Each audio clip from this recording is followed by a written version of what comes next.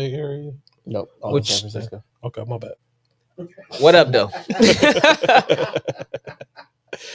Do you want? You got story time? Yeah, I'm going to LA this weekend, so I was like, if y'all had some like, oh, y'all, you should go here to eat. Or, you know. Tech File fam, help a brother out.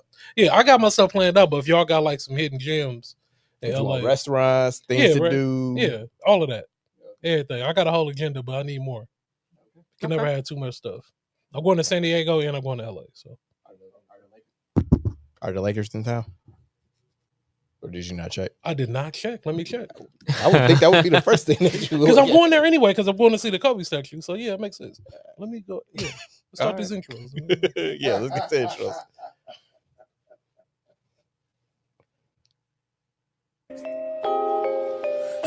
Hit him hard, let's go. Red T-E-C-K, running back like where's my replay? Got it all in the mix, no DJs. Said it's hard in the game like he damn miscellaneous. Spitting real talk for the entertainment. The podcast stand the game up and they get smacked back down like a WrestleMania. Tell them little bit of they know ready at a home city, you know, get it block even on the low setting. And you know what you say, so we never gotta get tight than everybody else. Cause you get ready, ain't nobody else doing this like that. Better keep them cameras and microphones hot, cause this one's a vibe. Gotta run this race with my tribe. Going live with the pie. Do it like there's no tomorrow. Came to my ear later. Shout out to my point guard. We about to hit them hard. Got them throwing in the tap. Tell the red blow the whistle. This is technical file.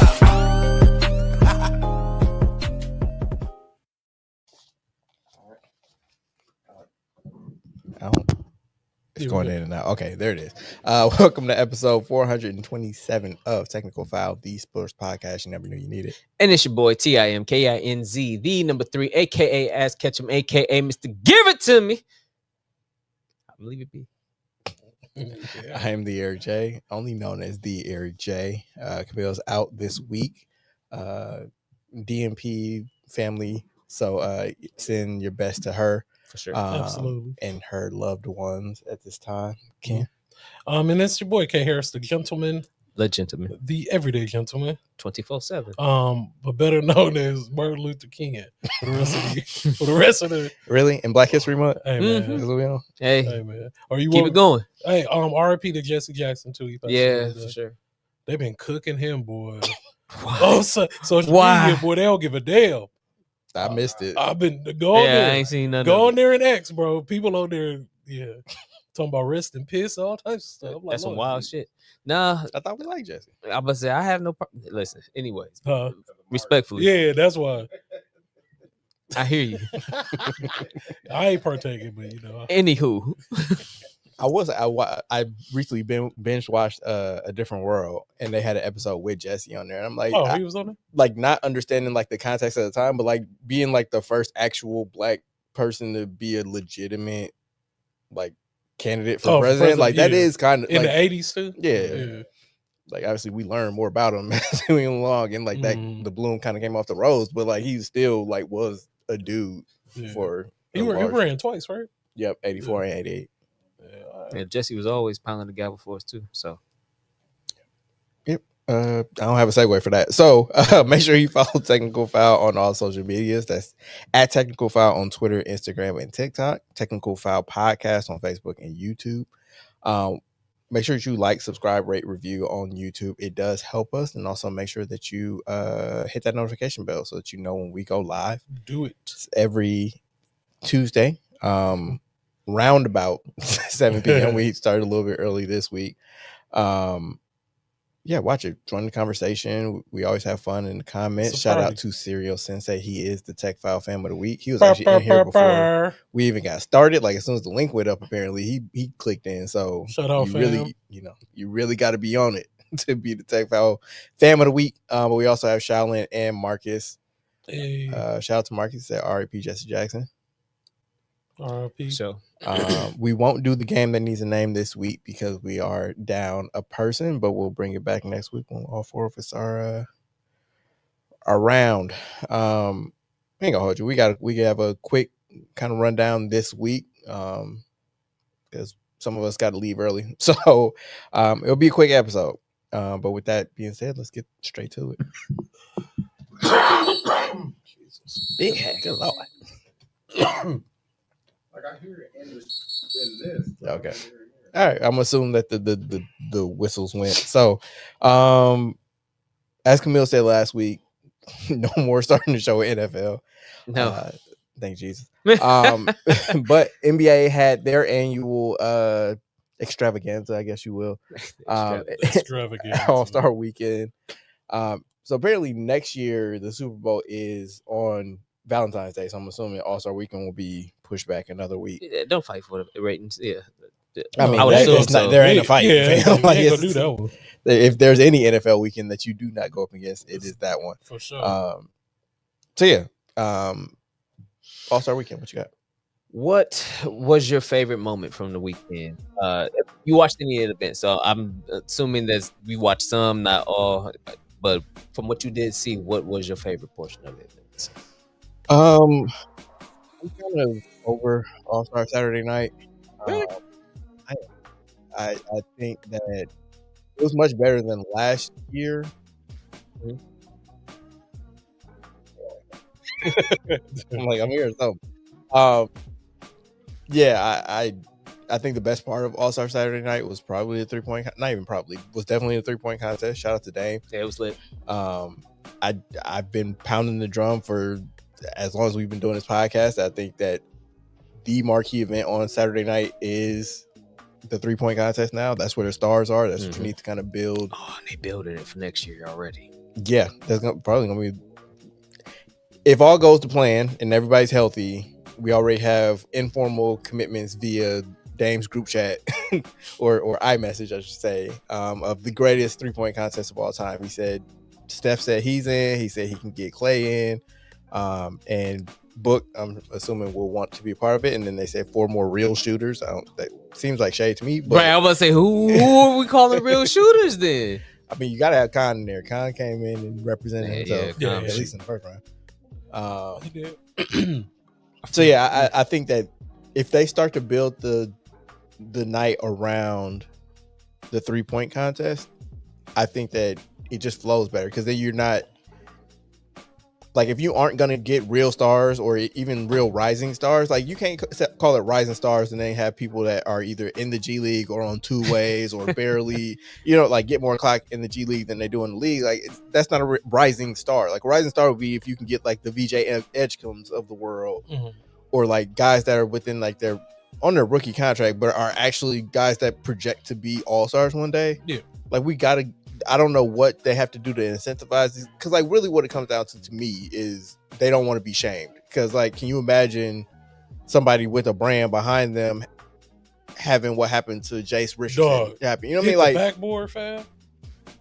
That was crazy. Yeah, Almost I mean, but himself, that was always. I don't care. In that moment, your brand, I get it. Like, you want to protect the brand, yes, but there's a history of actual stars with big brands being in this contest too.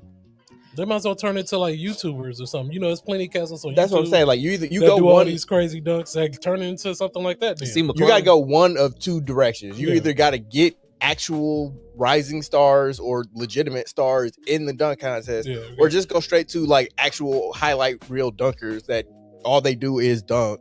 Like, they don't even have to be, and then you can make that like the opening event. You know what I mean? Like, that's the crowd starter. That's to get everybody hyped up for whatever else you do on Saturday night, leading up to 3-point contest with, again, actual star. It's all-star weekend, so it should be all stars involved in the weekend. Like, we can't have it where, no shade to Kashad Johnson, Carter Bryant, Jace Richardson, Jackson Hayes, whatever. But hey, man, put some respectable boy. Should I? No, he was gone. Like, but for real, like, no disrespect to them, but it's like, y'all not stars, and y'all don't. Maybe Carter Bryant has like an outside chance of somebody being a star, but like currently, like, none of those guys are likely to ever see an all-star game. So it's like, is that really what you want to use to showcase? Yeah. You know what I mean? Like, I mean, I hear you. I don't. It doesn't. We've seen some random players pop though, so I'm not saying that none of them won't. It's just, but I hear you, because it's at least, if we want to get the stud rookies in there that were the ones that like Khan was in the 3-point contest, for example, because he's one of the better shooters in the league. He's also one of the better scorers amongst the rookies, one of the top 3-point shooters amongst the rookies. Somebody that you can build into a name. And he's been building his brand through hooping. So he would be an example of that, like you said, or the Eshkams, or like I'm fine if Carter Bryant was in it, but it's also VJ Eshkam is also like, or Harper. Sure, he's not really a dunker, but you know what I mean, like Stephon Castle or Shaden Sharp, or like at least guys that are starters on their teams. You know what I mean? Like people that you can be like, oh, I've never heard of it. Like a casual person can go, I've never heard of this guy, but he did a cool dunk in the dunk contest. So like now I'm But I like now I'm a fan. I have a legit question though. Like how the dunk contest. We need people to get in the dunk contest. How do they get down to choosing those people? Like what? Like I don't understand that. They can keep going. Okay, yeah, you good. I can hear you now. Yeah. Okay. But do it make sense? Like how you choose the people in the dunk contest just because you see them dunk all the time, or it's the kind of dunks that they do? Like what qualifies for a person to be in the dunk contest? I mean, like that's kind of like that's an eye test thing 100% because you can't just go like off of, oh, they got the most dunks in. Like 3-point contest is pretty easy. It's like who are the top 3-point percentage people and put them in. And put them in there. Dunking is a lot more subjective, but at the same time, like, can you jump high? Can you do creative stuff? Are you a power dunker? Are you like or like again, like if you can't get that buy-in, it says the league typically I'm sorry, this is a quick AI thing. NBA slam dunk contest participants are typically chosen by the league based on athleticism and reputation. Okay. So like, did you do cool dunks? Like Jace Richardson, I think has like single-digit in-game dunks this year. Like I'm sure he got in because his dad, and that was a legacy thing. But like at the same time, it's like, yeah, he probably not gonna do. Like I would love for Amp to do it, but he don't like dunking no more like that. I mean, he is a shooter now too. But the fact that Ant never did it, John never did it, Zion never did it. Like those are 3 dudes that should like have guaranteed have been in the dunk contest. And just think about how lit it would have been. Just putting those 3. And again, I understand everybody got a brand that they want to protect, but I think embarrassment for their thing is like, if I like, it's all downside. So like we know Ant, Ja, Zion, like they're dunkers. They have reputations as dunkers. So if they go in the dunk contest and lose, then it's like, oh well, he ain't doing it. Like I don't think that's what's gonna happen. But also, we live in the social media age where everybody gonna get clowned for everything. Like, but if you lose against some more really good dunkers, then it don't matter. It's like they had the best dunk of the night. Yeah, like I think if you have somebody like Ant going up against Mac McClung and loses, then it's like you lost to a G Leaguer. You know what I mean? Like, I mean, but so like you gotta make sure that you get. He's a dunker.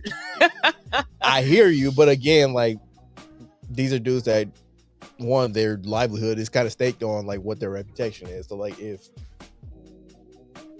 is it better to not do it at all? Like I just hate that the conversation around All-Star Weekend is always like, how do we get these guys to care? Like, it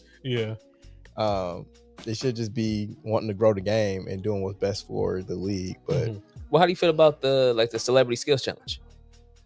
What celebrity? Well, like the game, like the skills challenges that they have when they have the teams. They have Drewski and I guess not celebrity, but when they have the celebrities with the skills challenges, I feel like that middle activity, like they can never get that right. Like, you don't like those either? I don't have a problem with it. I just feel like they keep rotating through them. It's like just stick with one and just like make that a thing. Just keep making it a thing. Like you had the skills challenge for a little bit with the obstacle course. You had the shooting stars, which is kind of different from whatever they just did now. Where it's like before it was like, you know, rookies and sophomores. Before it was like make a free throw, make a 3-pointer, make a free throw, and then everybody try to hit like half quarters. I'm like, that seems simple and.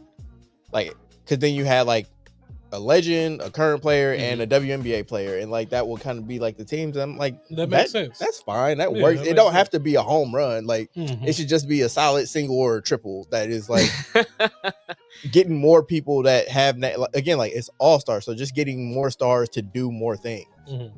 Yeah. Like And this year felt kind of a little bit more complicated because it was like everybody from each spot got to hit a shot or take a shot, and then we have a celebrity passer. It's like I don't need Drewski in my All-Star game. I mean, so they removed because like you said before, they had the celebrity, the WNBA, the regular NBA, and this time they just kind of went more of the location team based aspect or the family name aspect, which I guess they're going off like a legacy thing. Maybe there was a legacy theme. Again, like I think that they just need to figure out 3 events, whether it's dunk contest, 3-point, and a random or whatever. Like just figure out a format and stick to the format and just try to optimize that as opposed to just kind of chasing every year switching something up. But again, like it's kind of like, do you have buy-in? Do you have people like like I wonder if it's like we have players committed and then we just kind of try to fill it out with what format may. I don't know what goes all into it. Probably because so many people opt out of things at the. I don't know if that's the last minute or not, but a lot of it has players just like, nah, I'm good, but I'd rather chill and watch it. Yeah. So or like injuries pop up at the last minute, or like people that they were banking on to make All-Star maybe don't make All-Star, so then they're like, well, I'm going on vacation, so you kind of scramble. Like I get it. It's a lot that goes into it, but I don't know. Like it they seem to have somewhat kind of maybe possibly fixed Sunday. So like maybe now we need to turn our attention to Saturday. I would say that was what my next question was. Like, so then how did you feel about Sunday? Sunday is good. Again, like I think the bottom line comes down to how do you get them to care? And it seems like it was just Wembanyama decided like, I want to care. So everybody else picked up their competition level. Like it don't have to be, game 7 of the finals intensity. It's just like, it felt like a glorified pickup game, which is all that you really ever want. Like I don't need them out there trapping and doing all this other stuff, but it's like, try to win. Like, and the game will be good. I think having it be shorter, like having the 4 kind of like micro games kind of help, because then you get we got 3 essentially game winning shots that actually mean something. That and there was also the rest between the games gave them the young guns they second win because they got their old asses up out of there. Like, hey, talking crazy. That was actually fun though. I did enjoy Sunday's games as well. I did like the quick format, the quick games. Like you said, shout out to Wemby, but Team World, what I was seeing coming into it was like the guys like Jaylen Brown and Wemby and Anthem, like, no, like we with it. Like if y'all really want to play for real, let's do it. I will say put a bigger spotlight on the fact that Jokic and Luka don't really. I mean, Luka I can kind of give a pass because he's actually been hurt, but like it kind of settled the spotlight because it's like Team World was already down 2 of their best players in Giannis and Shea, and then to have your next 2 best players kind of just be like, I ain't playing. So then it was Vic and some guys that are like, B squad kind of, and they were still right there neck and neck with the U.S. teams that they played. So I don't know. It was good. Kawhi went crazy. I enjoyed it. Yeah, Kawhi. Like that was nice to see. It's like Kawhi go off because you forget sometimes. Like, oh, Kawhi. Like once he get out, he get on the heater. Like he's like literally. I said he's literally one of the most unguardable players like in the Terminator world. For real. Like the 3-level scorer. Like, he's still in it. Fade away. Going to the bucket. You like, get off me real quick. So like 1 through 3 can't take him because he's too strong. Number 4 can't take him because he's too quick. 5 ain't got the chance in hell. So it's like 3 levels, he dunking on motherfuckers. He blocking their shots, turn around, pulling from 3 on the break. Like, what the fuck is this? And on the other side, you can guard everybody. And everybody causing havoc, raising hell by himself. He gonna have like one of the weirdest like Hall of Fame resume. Like when you just print it off, like when we get like 20, 30 years down the road and people are just looking at like the list of All-Star, the list of Hall of Famers and like what they did in their careers, and like, why is Kawhi Leonard a Hall of Fame? You know, like it'll like when you just put like his credentials down, it's kind of like it doesn't match who he like is. The impact. Yeah, bro. Because you can't. It's hard to put into words how he affects everything. Like to allow you to truly imagine that. Like you got to be on some Harry Potter shit, some fan, because that's what it sounds like. Like if you like, hey man, it was just one small forward who's actually as big as a power forward, but like as fast and as good as the guards and shit. He didn't really do too much, but he had a bag like it was crazy. Like fade away jumpers off the backboard on the 7-4 niggas, like no problem, dunking on motherfuckers. but then his hands was bigger than the ball. Like, what the fuck? What are you talking about, bro? I saw a picture of him high-fiving KD, and his hand like dwarfed KD's. And KD already got long ass Like, fingers. dog, That's funny. everywhere on the court, carrying the team by himself, mid-range fadeaway, 3-point pull up in your face. And he ain't even a 3-point shooter, but he'll go on a heater. I mean, he is. He is. Like, he can just do it all, but he ain't known as a sniper. He'll drop them motherfuckers. He'll go games without shooting one, and then he'll go games where he shoot 5 in a row. Career 39% 3-point shooter. So that's a shooter. That's a shooter. Fuck. Again. But like, he's only a 6-time All-Star. Really? I mean, but he was hurt a lot. Yeah, he was hurt a lot. And he wasn't like a star coming up. Like, he kind of developed into that over the course of his career. And he really kind of blew up once that last year with the San Antonio Spurs. And then from there, he became the Terminator because he went to Toronto. And like, he was a Finals MVP before he was an All-Star. Yeah. Yeah, that's again, it's just the written out resume, like on paper, it's gonna be like, I mean, he was good. Like somebody like LaMarcus Aldridge probably has a better like resume at this state for the championships. But like, if you look at their individual accolades, but it's like, no, Kawhi was actually one of probably like the top 5 best players of his era. Yeah. I mean, that's kind of how we'll feel about Embiid too. Because healthy Embiid, but at least Embiid has an MVP. Yeah, like that demonstrates like, and so many like top 5 MVP finishes. Like Kawhi probably has like 2. They got 2 Finals MVPs though. I mean, those are big too. They are, but also like Iguodala has a Finals MVP, so it's not like that's not the end all be all of like awards. No, and like actually one of his Finals MVPs was kind of like a Iguodala MVP. The Spurs one you talking about. Then that makes that Toronto one even more special. It's crazy, like 2 dudes won Finals MVP for like kind of sort of limiting LeBron a little bit. That was if you can stop that motherfucker, slow him down, we got a chance. Yeah. I mean, it's a testament to how great LeBron is. I'm just saying, like, it's funny that happened twice. And really, the Spurs one was like, that was the ultimate team. So like, you just had to get it to somebody. Like team. That was a combination of like everybody's impact. Anything else on All-Star Weekend? Do you think that this is a format that'll work going forward, or was it just kind of like when Benyama decided he wanted to try, so like therefore it was a good game? No, I feel like him.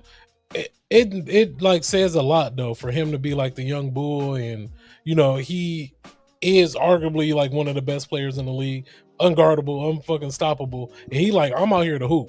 Like, I don't know what else y'all got going on, but like, I'm coming to hoop. And that automatically like turn you up like, oh well, shit, I finna just let him out here just, I finna let the young bull just out here cook everybody. So I feel like that's gonna lead off until next year too.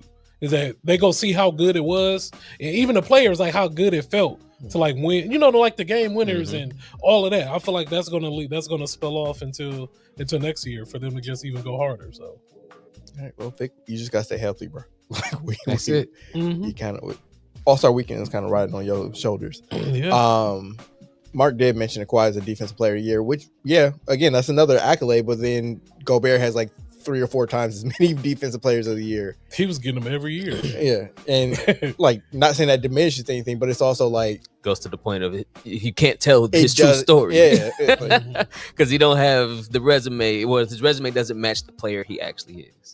Yeah, like if you match up his resume against like the other guys in that top 5 of his era conversation, it's like it's lacking, but it's like he's not on a different level though. Like he's on that level of late stage LeBron, KD, Steph, Harden, Westbrook, like those guys that were born like between, I don't know, 86 and 92. Yeah.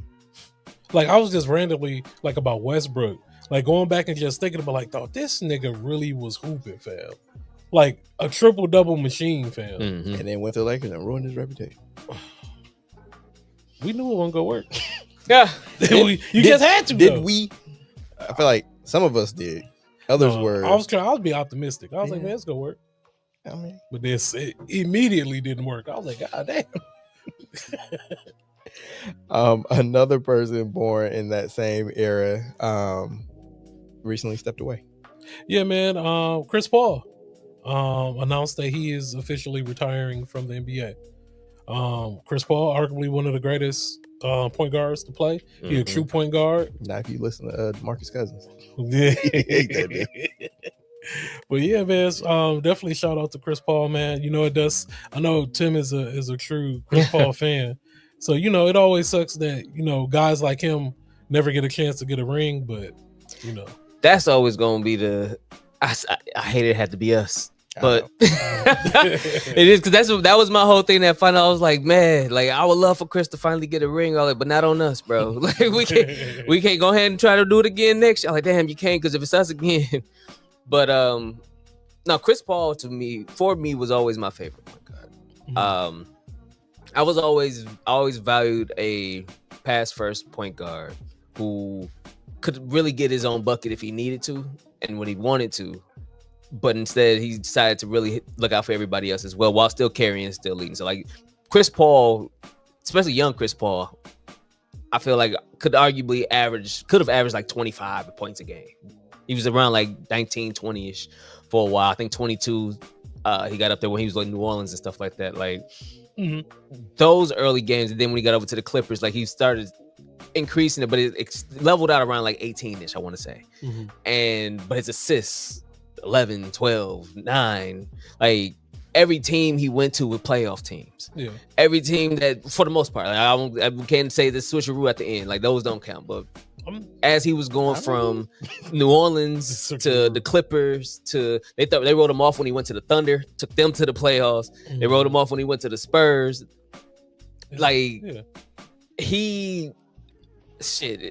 Phoenix for sure too. He's like a true competitor. Unless I'm forgetting something, like I don't think he missed the playoffs until the end of this shit. Like that's last Spurs team before he left again. But like for the most part, no. And he carried a lot of that leadership, a lot of that table setting, a lot of he made other players look good.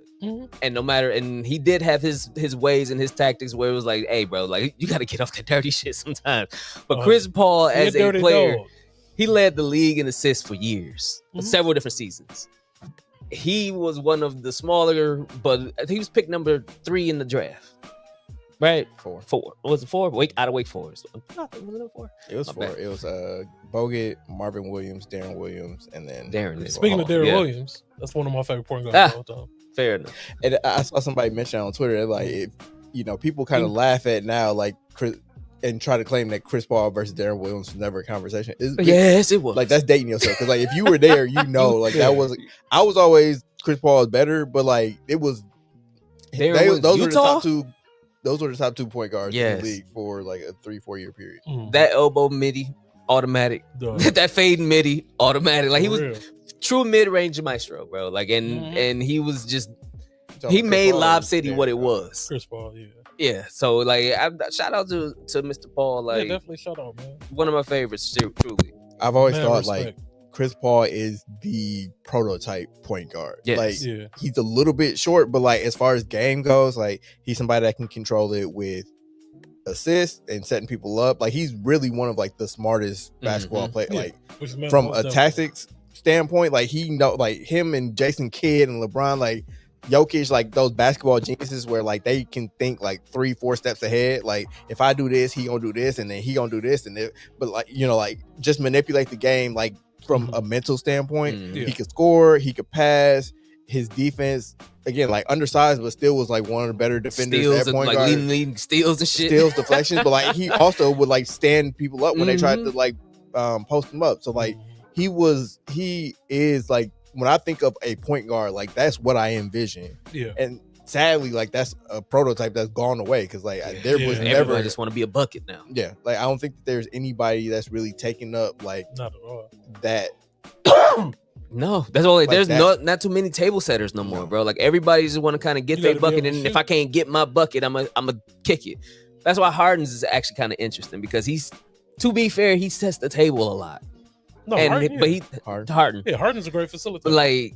But those Darren Williams, those Chris Paul, those Jason Kidd types, to where like they really floor generals. I'll say like Harden gets a lot of assists and he will set people up, but like in a very like point A to point B kind of way. Like with Chris Paul, it was much so like I'm gonna set up the floor to get to this that will be like 3 steps away to set up a bucket. I know where your like, shooter's pocket is, so I'm gonna make sure to get that pass here, or I'm gonna go ahead and set this up, give me that back so I can hit you over that way. We ain't even gonna talk about it, bro. Like whereas Harden was like, pick and roll, I'm gonna hit you on the lob, or pick and roll, I'm gonna hit you on the pop, or pick and roll, I'm gonna hit the guy in the corner. Like his was very much like 1, 2, 3, and like Chris Paul was like 1, 2, A, B, X, Y, Z. Like, yo, you just open, bro. Here you go. Like I see you over there wide open. And like I'm not taking anything. I don't like Harden, but I'm not taking anything away from him. I'm just saying like that's it's different. Of, like basketball genius that. And that's the crazy part. Like he's for me to consider him that in this era is kind of where it's like Halliburton.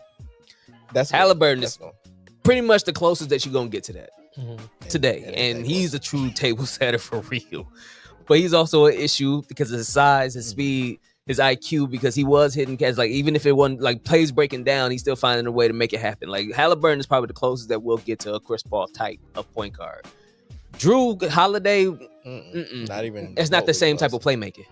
It's not the same level of. I mean, like I would argue like Drew's a combo guard. Yeah, I've always considered him a combo guard. But but he was called he's a bigger point guard. But then I guess I should say Chris Paul is a pure point. Like that. Yeah. That archetype is a pure point guard. Because we got a lot of Jamal Murrays now. True. Although Jamal Murray's a 2 as far as I'm concerned. Like Jokic is a but everybody's a combo. Like everybody kind of a point, but you only a point because somebody got to bring the ball up. And your size. But yeah, so like shout out to Chris Paul. I hate that it ended this way, but it kind of was like this is the only way it was ever gonna end. Like it was inevitable. Like he grinded. Like that's why he was so successful, is because he was so maniacally competitive and would take, like you said, he was dirty, but like that was him taking every competitive edge that he had to try to be successful. And that shit just wound up wearing thin on the wrong one, and like his skills dipped below the point where it's like it's worth putting up with. But it sucks that like he's one of those people that like you would say like deserved a farewell tour, For sure. Like he deserved it last year, bro. Yeah. Like he deserved to get his flowers on the way out, but it really did. Yeah, top 75 player. Yeah, most definitely. For sure. And like again, it sucks that it ends this way, but again, like we'll forget about this within 2 years. I mean, I halfway forgot about it now. Like when the trade deadline came up, like, oh yeah, they do have to get rid of Chris Paul at some point. But yeah, it'll all be forgotten, and we'll just remember the good times. We'll remember Live City. We'll remember those battles against the Warriors in the playoffs. Houston. We'll remember Houston. We'll remember OKC. We'll remember, all that stuff. Phoenix, like again, like that was his shot. Which is wild because right before Phoenix, he had Houston, and they had the shot there, but he got hurt. Yeah. Although I don't think anybody else beat the Warriors teams. Be fair. Yeah. The last thing we got in NBA is I'm actually gonna steal Camille's. So she I'm just gonna read what she has and then we can kind of bounce off of that. But she said, I'm all in on the Bucks play-in chase the last 6 games before the All-Star break, plus Giannis still being here has me, plus new Bucks equals excitement to watch. Yeah, like I feel like that kind of captures the sentiment of the fan base at the moment. Like people are ready to jump out the window, especially for Ousmane Dieng. Ousmane. So yeah, like the Bucks won 5 of 6 heading into the break. A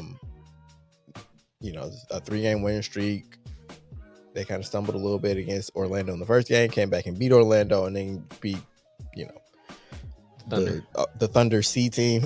But still, like, look, I think the biggest thing is like they've looked better in doing it. Like there were times where they won games. It was kind of like, that was ugly and not sustainable. But the new guys coming in, the prospect of Giannis coming back relatively soon, like he might play Friday against New Orleans. It's a big man on the way back. Yeah, like hopefully now, despite some of his comments over the weekend, hopefully now he's at least bought in for the remainder of the season. Like honestly, I feel like the biggest thing is like the weight that was on this team was kind of lifted, where it's like, okay, well he's staying, I'm staying. Like I feel like there's a lot of uncertainty leading up to the to the trade deadline. And now and like now you can tell everybody's playing a lot more free. Well, okay, it is what it is at this point. Yeah. Like we are to a lot of them, it may be like, all right, this house money, bro. What we make do with it. But you guys from here to here. So let's get it done. The only thing is the whole fan base like, no.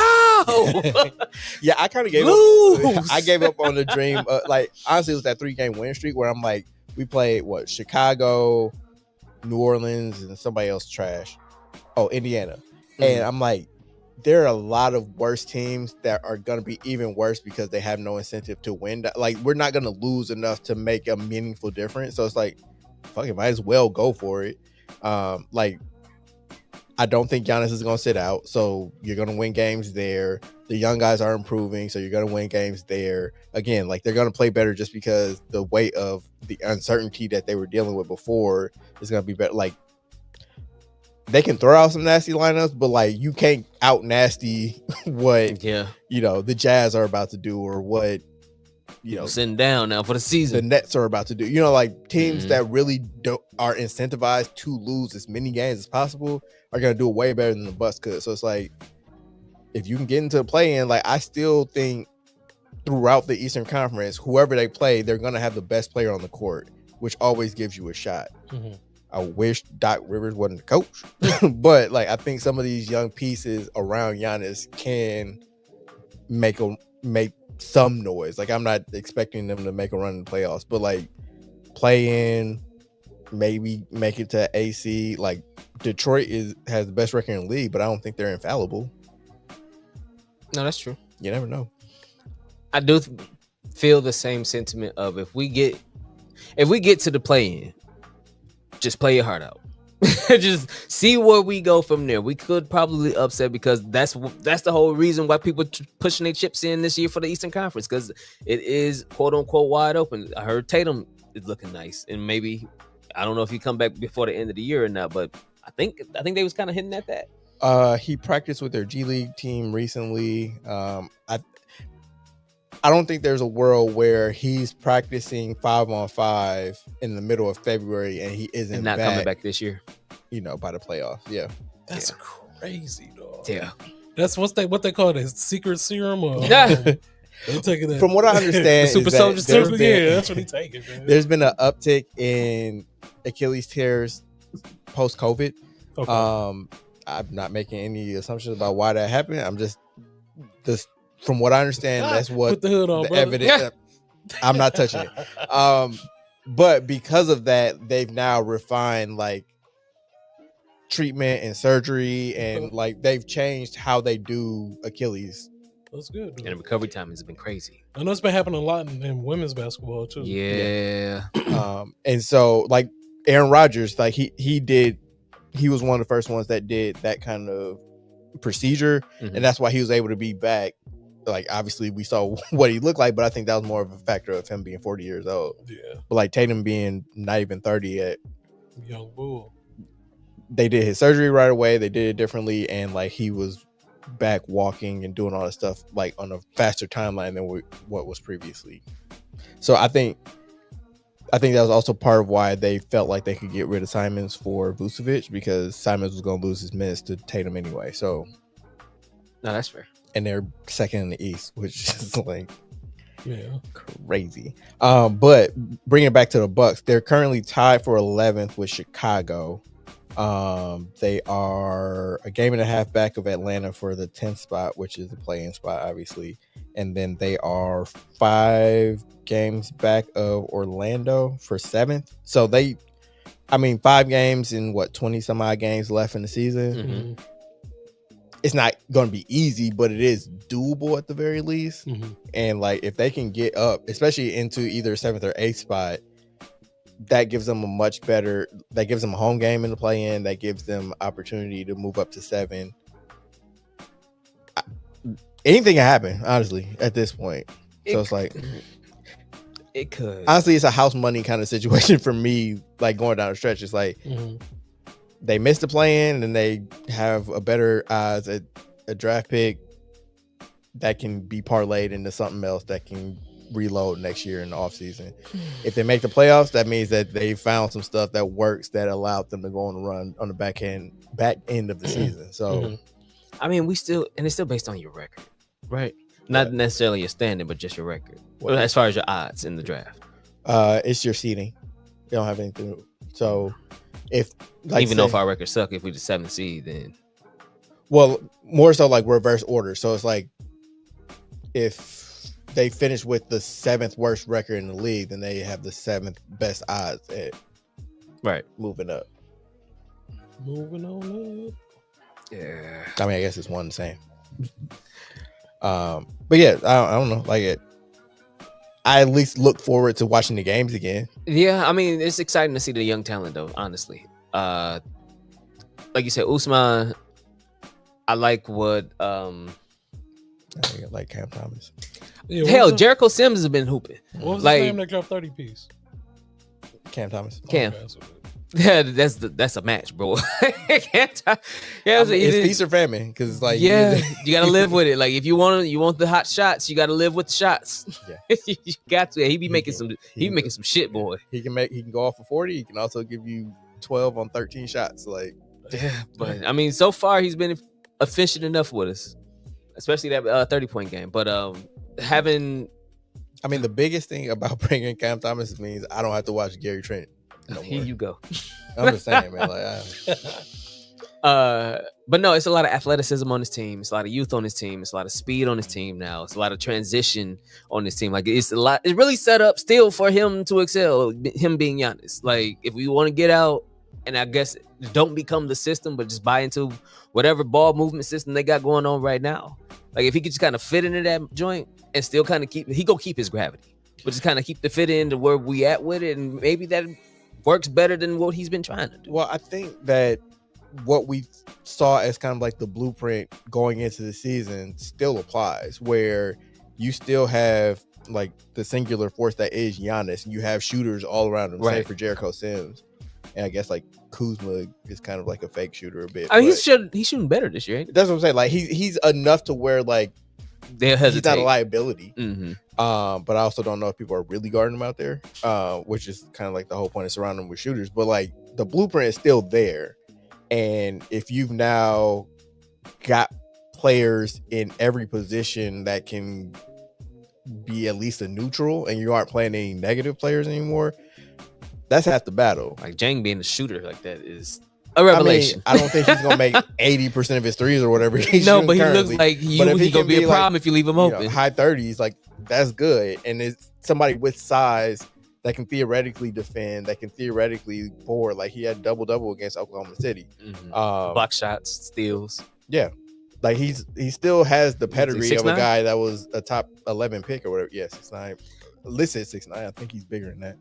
That's the thing about Oklahoma City's team. Like when we was talking before about like if we was to trade Giannis anywhere, I was like, I got 2 teams. But my number 1 team at the time was OKC. I'm like, they got a dearth of just talent just sitting over there. They got nothing but a bunch of first round picks sitting on the damn bench with more to come. Like they got 11 in the next 5 seasons or some shit like that. Like it's crazy. They better have nothing but high ass first round picks chilling on the damn bench, pushing other high ass first round picks down. So yes, when I wanted early in the season to trade Giannis, I said, send them over there and give us all y'all first and the young cats on the bench. We don't even got to take all y'all starters, but we need one of them too.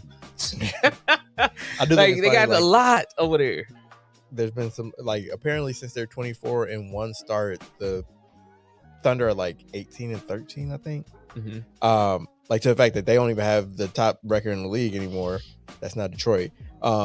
So now you're hearing the NBA media be like, should we be worried about the Thunder? Are the Thunder more vulnerable than we thought? And it's yeah, they were kind of resting on their laurel. Granted, they haven't had their full team, I don't think at any point this season. I don't remember the last time Hartenstein played. J-Dub has been out a lot of the season. Mm-hmm. Shea's out now. AJ Mitchell's out now. Like I said, they got the C team against Oklahoma City right before the break, but injuries are in health are part of it. If you can't be healthy, it's anybody's ball game. So the fact that you're we're gonna, keep our powder dry and see what we have. It's if you have an opportunity to bring in, a still top 3, top 5 guy in the league, future Hall of Famer in the prime of his career, again, he has his own injury concerns, so like I get it from that standpoint, but I don't think you can just look at it and be like, oh yeah, we gonna be straight, because like Boston probably thought that 3 years ago, and like look where they at now, which is still fine, in a fine position, but like people thought they were finna run off. Like it's Boston's decade, and it's like they ain't been close to back since. Yeah, well, I'm excited, like you said, with the rest of the fan base, just to be able to enjoy the game again. Yeah. with some type of hope going into it. Like, all right, I'm expecting to see at least you motherfuckers put up a fight, or at least like getting to see like the growth. Like that was the thing. Like they were old and bad. Like that's the worst place to be, because then you don't even have young guys to be like, oh, he's getting better, I want to see him get more minutes. Like even now, if they start losing games, it's like, okay, well, I can at least root for. I want Rollins to show some more progression. I want to see AJ Green get some more on-ball reps. I want to see what Ousmane Dieng can do. Is Cam Thomas part of their future? Is Pete Nance an NBA rotation player? Like there are things that you can watch for that isn't necessarily like the end result of the game, but it's like, okay, are we building towards something? Right. Is there hope for the future? Watching young talent grow on a team is always fun to watch. Yeah. How you feeling about your team? Like we can do a quick aside. Like I'm optimistic. Ain't y'all old too? You said what? Ain't y'all old too? Old. Yeah, we old. But I'm optimistic. I feel like we normally do well after All-Star break. So I'm expecting, things to continue to go well, barring health. Just Luka needs to just stay healthy. LeBron just kind of stay out the way, keep doing what you're doing. Y'all tied for fourth. Yeah. No, that's what I'm saying. So I'm optimistic. Like we not in dire straits. Like we're not going to be good or anything like that. I just feel like that we're going to continue to be on the straight and narrow and finally get it together. Because now all the humbug and everything has died down a little bit about JJ, and just because all this stuff that's leaking out the locker room, and y'all do this shit to every coach. That's what I'm saying. Like once all of that shit die down and niggas can just hoop, like then that's when everything is better. So now it seems like everything is kind of dying down a little bit, and they're just going out there balling. I do wonder if that ends eventually. Like I feel like Rob might be on his way out. Yeah, that makes I can see that. But I think with new ownership coming in and it being like the Dodgers ownership, like they're basically they're gonna have way more resources than they've ever had before. Oh yeah, small and pop joint best. Yeah, and like I think if they port over like what they did with the Dodgers, it's just gonna be a professional organization. Like they're gonna have, from the top down, just. Yeah. Oh, that's gonna make them even worse in the league. They really go get everybody it's again. Very scary. Like the fact that they were doing what they were doing with like a hand tied behind their back, and now being able to, full range of motion. If they get a full professional joint in that mug with like legit accountability top of the. And so from what I understand, they didn't even pay for like professional synergy, like the synergy. I don't know if it's an app or algorithm, whatever. Like synergy is like the analytics tool that every team in the league uses. Okay. Like they were using the free version because it was cheaper. So like now you're opening it up to where like you have like they didn't have like modern technology. They didn't have like a full scouting department. They didn't have a full health training department. I knew that. Yeah, I knew they had full scouting. Like I think I heard that one before. I cannot. Yeah, you good. I can. I hear it. Like, hold on, wait. Screw it in. There it is. Scouting, health, practice facility, like all these things where like they were just kind of skimping. Like they would play for players. They kept firing coaches, so they were paying for them. Every year they firing coaches. They're doing this too. Like they were really going cheap on a lot of things around the edges that other teams kind of exploited for a competitive advantage. So like now the fact that they're going to have all the resources in the world to kind of build all that other stuff up, on top of the fact that they're the Lakers in LA, all the history, all the glamour, Staples Center, all that stuff. The history of the Lakers with the professionalism of today. And the fact that they already have their next star in Luka. Although if you listen to no, they ain't gonna be able to keep people out of LA, dog. That could be crazy. Which we'll have the tanking conversation next week, but it's like, people are saying like get rid of the draft. It's like no, because like people are like all the people gonna want to go there. That's crazy. Yeah. Everything's looking up in LA, man. I'm excited. I'm ready. It should be an interesting playoff run for y'all. I think this team is too flawed. Like they're gonna be out. But Just keep Marcus Smart on the floor with DeAndre Ayton. Y'all be all right. Yo, chill out. You gonna say the two worst things? I mean, like he played better with Smart on the floor. He does, but he just do bone like goofy shit. So to keep him and Smart It together. just be irritating. Like he'll be playing well, and then he just start doing goofy shit out of nowhere. He start taking plays off. He start doing stupid passes. Somebody would just blow by him. You like, fam? What the fuck? he don't like basketball. It's like, what are you doing, fam? Like it be so frustrating watching him sometimes. He doesn't. Yeah, he don't got no dog in the motor. He don't got that motor. I think we'll go to. Okay. So WWE. Camille asked, "Who or what do y'all think is in that big crate that was delivered to Raw yesterday?" Can you tell me about this big crate? It was just a big crate that said don't open until Elimination Chamber. Yeah. Who I hope is Chris Jericho, of course. But I think it's gonna be something that we not expect. Or it's gonna be something that's like unexpected or something stupid. It's gonna be a gimmick, I think, instead of that's what I'm saying. I feel instead like of it being like too stupid to be Chris Jericho. Yeah, and that's what I'm thinking. I think. Do y'all know what's his dude now? He white face Danhausen. Yeah, like it'll be somebody like him, like a stupid gimmick or some shit like that. So it was just a big ass crate, like literally, and it just had on it. And it just said don't open until Elimination Chamber. So we'll see, man. WWE has been a lot better as of late. Raw has been better. Raw, it seemed like it was. Raw hasn't been as good, but lately the past 2 weeks, Raw has been like they've been cooking. I mean, SmackDown's just been bad. 3 hours is a long time, fam. But they got so much talent on this roster, bro. Like you could feel it with some shit. 3 hours is a long time, fam. People, I don't know. Whatever they're doing on SmackDown, it is not working. SmackDown garbage. Just hire us for a second or two, bro. Just let us run. Give us a 3-month stretch. Just give us some. Set up a pay-per-view. See what y'all think. I'm cool. Yeah, get what pay-per-view house shows. Shit, give me the road to Survivor Series. I don't care about that period anyway. You going up against Monday Night Football? I bet you we bring it. I guarantee you we have it lit. Start going crazy. Fucking, I'm the new Paul Heyman in this motherfucker. We did start building our WrestleMania 42 dream card last week, but again, we're gonna wait until Camille gets back before we move on with that. I have had a question in here for like the last month since it dropped about WWE Unreal Season 2.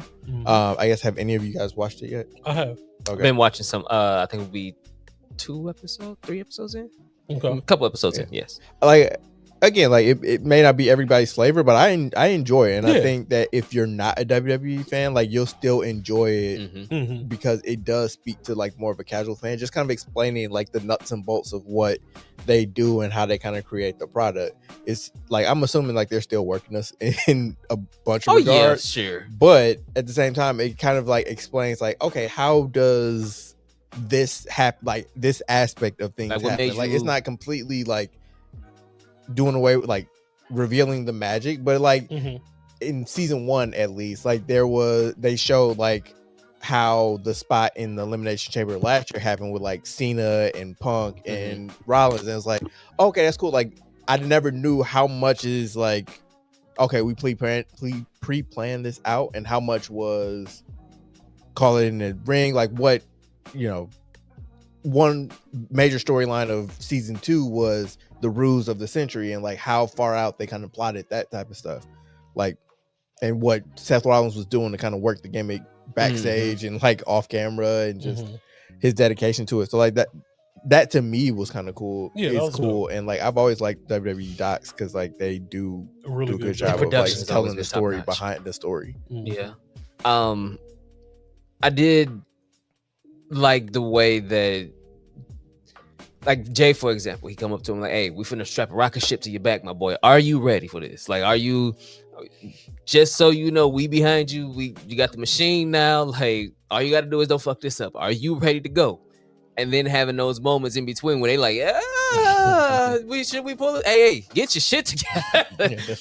But seeing that was interesting because I'm like, all right, well, we know that they decide who to make a champion now. We know that. But seeing that it's legitimately like when they decide to push you, bro, like you will be pushed. You will be there, and it's up to you. But it's not even just them. Like it's up to you to maintain that as well. The LA Knight thing was crazy. Yeah. To see. It's just like they set up like something like that would work so well for him. Maybe. But I think it would work for him. It probably would. But like at the same time, now you've been fighting ever since. Yeah, but I mean, I think what it is like it was that way under Vince, and now it's the same way under Triple H. It's like, can you do what I'm asking you to do, and can you like elevate it and make it work? Like, it doesn't matter if you have a great idea. Like, if you have a great idea outside of like what he said, it better fucking work. Like, you can't have it be, okay, he told me to do this, I think this is better, and then you do it, and it's kind of like, wow, like that's what's gonna get you in trouble. Like, maybe what he laid out, like maybe that also gets a want reaction, but at least he's like, okay, well, you did what I told you to do. Like, you can't go off script and then it not work. Yeah, because then you can't get mad at the repercussions of you going off script. Because then they still gonna be like, well, what we did would have worked, and you can't point to like, no, it wouldn't have, because you didn't do it. You didn't execute it. Yeah, but no, seeing things like that, I did find very interesting, because, like you said, it's not necessarily giving away all the tips and tricks and secrets, but just a peek behind the curtain. Is also is kind of refreshing it to an extent. Like, I'm still in the realm of disbelief. Or at least I try to be when I'm watching wrestling, because I know it's scripted and stuff like that. But I also like to enjoy the magic behind making it the production that it is. Yeah, like we complain about like dirt sheet stuff all the time, and it's like, I don't want it to be spoiled, but like after it happens, like, yeah, I would like to know like how that came to be. Like, I want to hear that stuff after the fact. Like, I don't want it to be like, well, WrestleMania such and such is gonna be such and such, and then they're gonna pivot to like, nah. Like you said, like, let me experience the storytelling. But like, much like with television shows, it's like Game of Thrones is about to have a season finale. It's like, I don't want to know what's going to happen. Damn, that was quick. Yeah, it's only 6 episode season. I'm gonna tap in. I heard it's good. Like, that's what he said. The last episode 5. Somebody said like best 9.9 on Rotten Tomatoes. Yeah, they were saying like best Game of Thrones episode. I think people were jumping out the window with that, but it is on the level of those episodes. Like, it's not better than like the Red Wedding, but I never it's on that level. I'll never forget the Red Wedding, bro. Like, I had never watched something that gave me that feeling. Like, afterwards, I just sat there like, maybe I should record myself watching it. You should. Like, that I was actually watching that like yesterday. That's like one of my favorite YouTube genres, is like reactions to Game of Thrones. Like, just watching people like episode by episode, like the first couple episodes, like, who is that? What's this? What's going on? And then by the end of season 1, they're like, okay, I'm tapped in. And then watching build through season 2, and then you get to season 3, and the web rating happens, and they're just like react to. I'm not even gonna tell you what the reaction is, but just reacting to it and like seeing them having bought into the characters and be like, yep, they got them. Like, I can already tell, like, as they're going in, like, yeah, we'll probably do it, because we're watching Love is Blind now for the first time. Okay. The new season. The end of the first season of Game of Thrones had me hooked. I was like, y'all really did that? I was invested, fam. We'll do it. I remember you came to me. Like, what? I said, that was my nigga. Yeah, but season 5, episode 5 of A Night of Seven Kingdoms had a moment like that.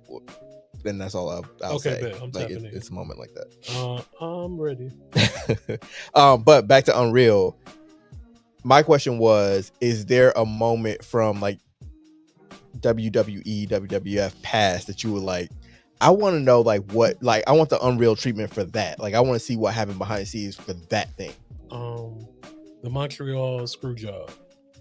That's one that just like I want to know exactly like how and why. Brock and Taker. Him losing to Brock and then having to turn around and rest the next year. What happened? Why? Why did we pull this trick? I know there was something around that was talking about that, but I don't know if they actually did like a full breakdown of when Brock beat Taker at WrestleMania to end the streak. Like, I would love to have a, but like, I feel like why they made that decision. Yeah, what went behind? Why'd you pull the trigger then? Because I feel like there was something that came out that was like, it was a last minute decision. That I don't know, but I think part of it, it's basically what we saw, which was you turn Brock Lesnar into the final boss of bosses, which is essentially what Undertaker was at WrestleMania. Was that so you get the heat from that, you parlay that into destroying John Cena at SummerSlam, and you built him up as like the next unconquerable thing, and then when Roman Reigns beats him, then he becomes like the new guy, obviously, which in turn that part didn't work out. But the plan was ultimately for Roman to beat Brock and become the guy, but because people rejected Roman, they had to pivot. And then they do something like that behind the scenes about that already. That would be the moment. Like they did like a WWE 24, I think. Yeah, like I was saying I know network, something about that. Mm-hmm. but like not to this extent, obviously. That I would love to see that. Actually, in the COVID episode of Money in the Bank, when they used the WWE headquarters. Had all of that set up for the matches. I would love to have an Unreal episode about that one. Like that. Well, that would have been one that I would have loved to see, because that was probably one of the most creative pay-per-views that they had. Is there anything else? Attitude Era.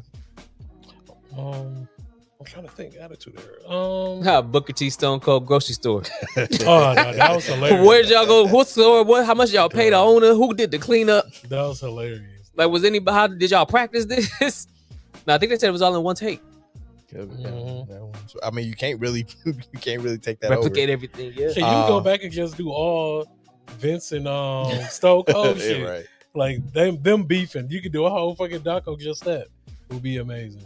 I would say the Daniel Bryan, like I know it's not Attitude Era, but like Daniel Bryan, like going into WrestleMania 30, like basically where it seemed like they were very resistant, but like was that planned or was that serendipitous? Where it's like you tried to tamp it, like you tried to kill his buzz, and then from that you created an even bigger monster. The Yes movement was nuts.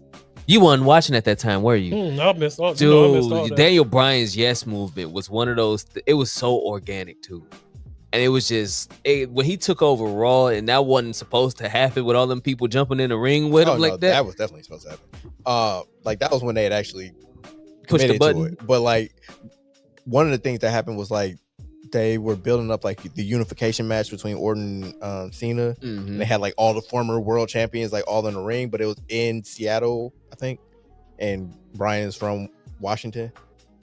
And like the crowd hijacked it. Like they were basically like chanting for Bryan the whole time, wouldn't let them do their promos, like to the point where Mark Henry, maybe somebody had to like raise his hand to get them to cheer so that they would shut the fuck up so they could keep doing what they were doing. And like they put him in the Wyatt family for a minute to kind of I would say the Wyatt family pushed him to the moon for that when he had the concussion in the cage match. Yeah. When he turned back into Daniel Bryan that was one of his biggest. Like the Daniel Bryan Yes movement was crazy, bro. And it was cool to see. And I was rooting for him because the little guy. I was rooting for the little guy. The Yes was everywhere. We outside, everybody doing Yes, walking around the streets and shit. Like, no, it was cool. I would love to have an Unreal on the Yes movement. That would be dope. But yeah. So I think we can call it there because I think that's all we had. Anybody else got anything? Oh, I had to blow the whistle. Sorry. Really quickly, because I lost the thing. The Major League Baseball Players Association, their executive director stepped down this week. It was kind of unexpected. It came out today that he resigned after an internal investigation revealed he had an inappropriate relationship with his sister-in-law, who had been hired by the union in 2023. I saw a tweet, like, first of all, like, don't cheat. But I saw a tweet, like a quote tweet on that tweet that said, group chats across the country are on fire asking the same question. Which is worse, wife's sister or brother's wife? So like obviously your sister-in-law. Oh, hell no. Your brother's wife or your wife's sister. So what's worse? Oh, hell. I feel like a brother's wife is worse. Yeah, I think it is. Yeah. Destroying both her family and your family. Yours, yeah. So that's definitely worse, I feel. Damn. Yeah. Nah. Yeah, I'm with you, brother's wife. Both of them devastating. Right. I mean, like there's no good answer, but I'm like devastating, bro. And you talking about Tony Clark, the executive director. or Yes, former Tony Clark, MLB yes. PA executive director. That no, it's a whole bunch of crazy shit. Hell no, bro. Like the sister-in-law, you have to step down. You lost your job because you were sleeping with your sister-in-law. That's crazy. That's crazy. Like hands. I mean, you Obviously, like we did it when we was kids. We got to do it now, bro. You got to get your ass whooped. Hands and feet. All of it, dog. For real. Don't hold back either. This ass whooping was meant to be. Hell no. Yeah, I'm good on that. comments. You tell me as we do this outro, what's worse? I don't even know how we get out this month. Like I don't know. Thank y'all for joining us this week. That's a wrap. Thank y'all. That's it. That's all. Yeah, Camille's the professional here. She does the segues. I'm an amateur. But yeah, make sure you follow Tech File on all social medias. That's Technical File on Instagram, Twitter, and TikTok. Hey man, y'all believe. I don't know. I did at the beginning. It's a Technical File on Twitter, IG, and TikTok. Technical File Podcast on Facebook and YouTube. There you go. Also follow her individually on everything Camille Monet, Camillemonae. Also, just send her some positive vibes. Send her a nice little message. Tell her you're thinking about respectfully. Yeah, don't be creepy. And watch her on Locked On Bucks. I think is the only thing she got going right now. But she also does the Pack a Day. Locked On NBA. Locked On NBA. She does every Tuesday. Forgive me. I don't. You're everywhere. You too much to keep up with. But just follow her socials and you'll know what she's doing. I don't follow me on socials because I don't want you knowing what I'm doing. Everyday_gentleman on Instagram. I'm KHarris216 on Twitter, Snapchat, and Blue Sky. And it's your boy, TIMKINZ, the number 3, aka Ass Ketchum, aka Mr. Give It To Me. Dilly dilly, we out of here. Tech File. Yeah, let's just play that music. Hit him hard, let's go. Red TECK, running back like where's my replay? Got it all in the mix, no DJs. Said it's hard in the game like he damn miscellaneous. Spitting real talk with the entertainment. All the pods I start the game up, but they get smacked back down like a WrestleMania. Tell them that the better get they know ready at a home city. You know, get it block even on the low setting. And you know what you said, so we never gotta get telling everybody else that you get ready. Ain't nobody else doing this like I. Better keep them cameras and microphones hot, cause this one's a vibe. Gotta run this race with my tribe. I going live with the pie. Do it like there's no tomorrow. Came to my ear later. Shout out to my point guard. We about to hit him hard. Got him throwing in the tap. Tell the red blow the whistle. This is Technical File. New Tech File.